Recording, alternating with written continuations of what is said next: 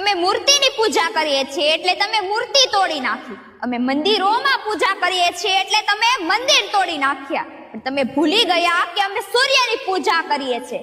હિંમત હોય તો હટાવી જોવો. અમે ચંદ્રની પૂજા કરીએ છીએ, હિંમત હોય તો હટાવી દો. અમે સમુદ્ર નદીની પૂજા કરીએ છીએ, હિંમત હોય તો સુકાવી દો. અમે વૃક્ષોની પૂજા કરીએ છીએ, હિંમત હોય તો હટાવી જુઓ.